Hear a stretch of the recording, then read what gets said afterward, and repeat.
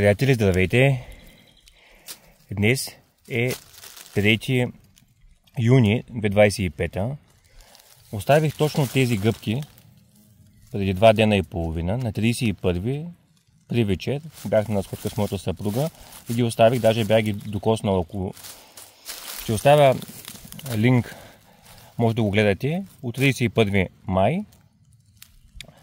И тук в момента не е валяло, обаче имаме една шарена сянка и това е един доста интересен опит, тъй като много хора казват, че ако се докосне гъбата, вижте, това маниче, беше изключително малко, а вижте тази, ако се докосне гъбата,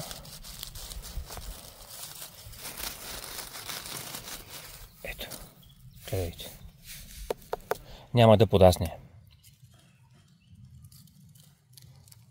Вижте.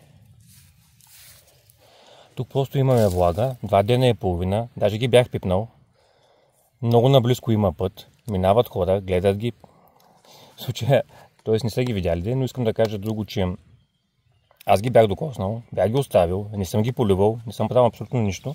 И в случая, след 2 дена и половина, ето.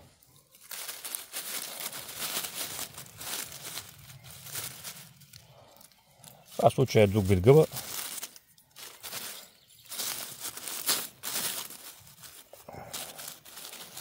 Секунда. Така, да. Това е бисерна гъба. Не знам дали се вижда добре почервеняването. Стара е. Малко внимавам. Така. 3 юни. Даже повече от колко са пара. Да не ги изчислявам, а над 50 и колко часа.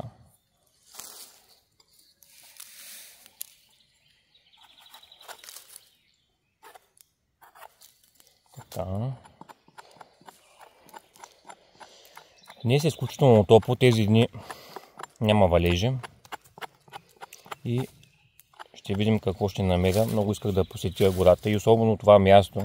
Днеска ми се удари възможност. Не съм ходил последните 2 дена и половина. Така, погледнете. Сравнително доста чиста гъба. Предполагам, вече повечето от вас се познава. Това е бронзова бронзова манатарка. Тези дни основно не я беда. В последния видеоклип бях се объркал с едната, че беше дъбла, но не е. Като гледах внимателно, видях, че има следи тук, тези потъмнявания. Пак си беше бронзак. Не знам какво друго ще намеря. Първо започва моя поход. Надявам се за около час и половина-2 да обиколя няколко места и се прибирам, че имам доста други задачки. Но просто има голям мерак да видя ето точно тези гъби. Много хубава.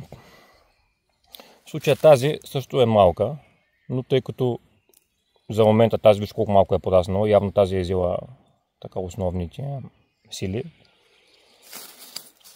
И ще видим, ще я взема. Не се развила, но тази, знаете колко малка беше. Ако не сте гледали клипа, препоръчваме да го видите, да видите. Тази беше нещо такова. 2 дена и половина. В случая без валеж, още един път повтарям тази информация, тъй като лично за мен ми е интересно. Правил съм и други опити. Единия път наистина гъбата не беше пораснала, но беше на припи, както му казва. Т.е. беше на слънце. На пряко слънце, когато няма валеж, няма какво да стане, освен гъбата да се остане, т.е. не се развива, тъй като жегата е мудено. Тук имаме сянка и ето, погледнете.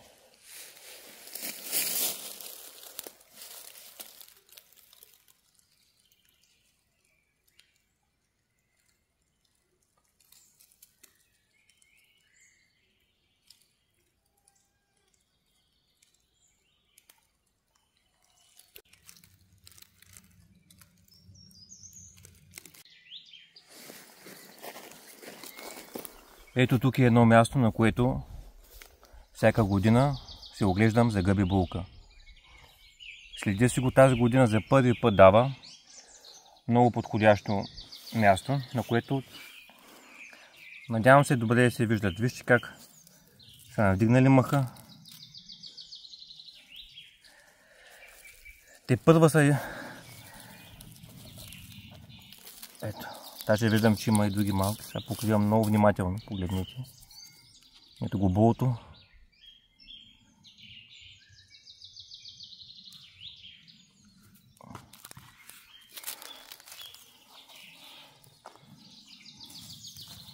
И много внимателно после затваряме мястото. Така.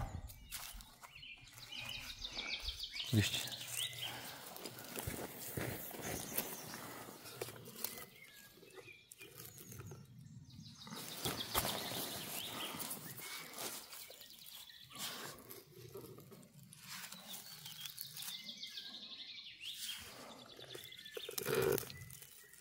Каква красота! Лекичко, внимателно.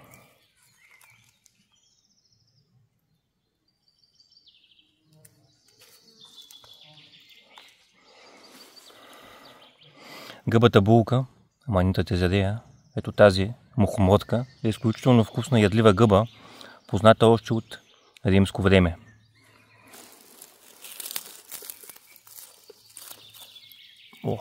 Тази е изчала. Ето. Тази е големичка. Така, много внимателно после.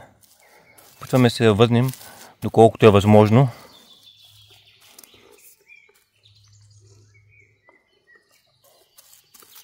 Мястото и да не тъпчем отгоре, тъй като е много вероятно след няколко дена отново да даде. Така, леко давам назади, искам да ви покажа ето тези. Тези гъби са млади, водят се първо качество, те първо ще се отворят. Съм много благодарен, че ги намирам днес на 3 юни 2025 година. Появата на тези гъби им подсказва, че времето започва да се затопля. Аз го усещам също и по... когато се разхождам, тъй като наистина днес е доста топличко. Но тук над морската височина е около 500, трябва да погледна колко е, но е над 500 метра със сигурност. Може би около 500 не знам и 10, не знам точно. Това е ядлива мухоморка. Има много видове мухоморка, които са отровни. Най-отровната е зелената мухоморка. Правил съм отделен видеоклип, може да разгледате в канала ми. После идва бялата и така нататък. Има изключително много видове, но тази в случая е ядлива, с много добри вкусови качества, лека гъба, бих е нарекал салатна.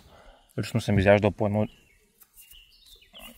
тиганче и не ми става тежко. Продължавам да търся, да видим дали ще намеря други видове гъби.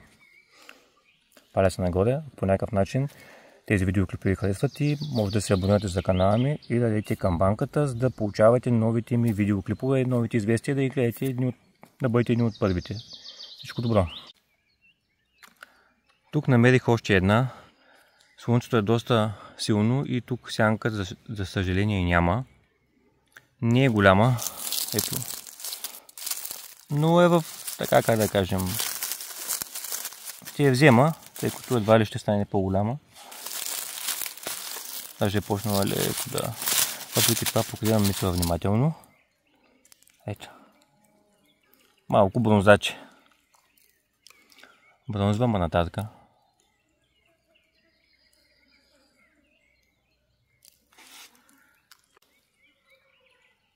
Какво да кажа, освен благодаря. Благодаря на природата, на живия живот. Гледайте. Прекрасна манатарка. Изключително хубава. Даже днеска е най-голямата. Много добро място се е намерила тук.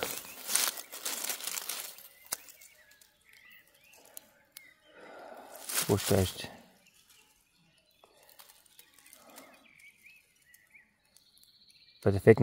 Перфектна.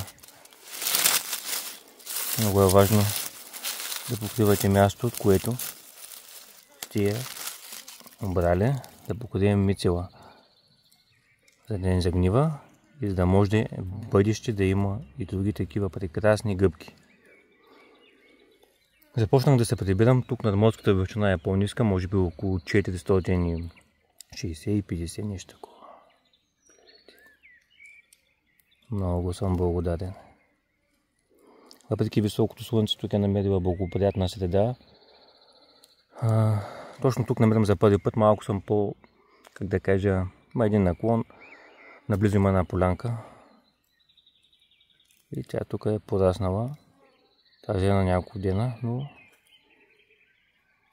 много добро състояние.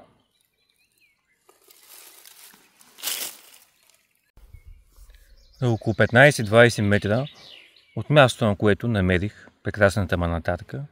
Както ви споменах, има една полянка и тук пясъка, т.е. не пясъка, почвата е по-песечлива и така реших да огледам дали бих видял гъбата булка и ето. За момента е само една, но както виждате, тя първа започва да излиза. Както споменах, тази гъба обича повече. Вижте колко навътре е влязла.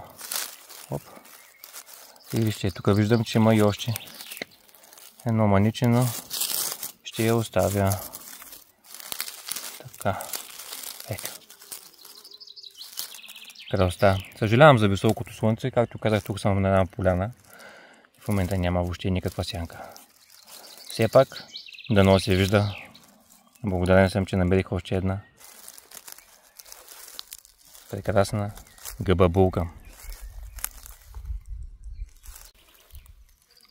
Тази гъбка успях да я видя от сравнително далеч, може би поне 5-6 метра. Ето тази част погледнах от много далече, тъй като слънцето е така осветява в тази част, ми се прилича на мухоморка, но когато се приближих, видях, че е манатарка. Потупваме я. Интересно, на интересно местенце е излязла. Така. Започва плодоносния слой леко да пожълтява, което ми подсказва, че тази гъба тук е от няколко дена. Но тук е шарена сянка. Интересно, че никой не е минал, тъй като се приближавам по-скоро до село, но може би тук е как да кажа, то и аз точно от тук рядко минавам. Така че добре е да сменяте своите маршрути.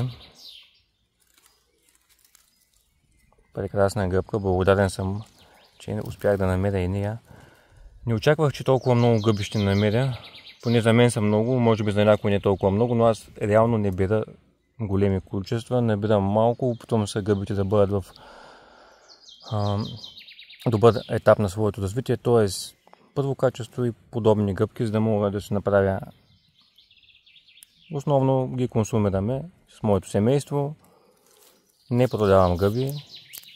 Мога да подаря, но до сега гъба не съм продал. Не знам в бъдеще какво ще се случи, за това нищо не казвам, но за момента не продавам. Прекрасна гъбка. Надявам се този видеоклип по някакъв начин да ви достави удоволствие. Не знам дали ще намеря още гъбки. Може тази да е последната, тъй като след малко се прибирам.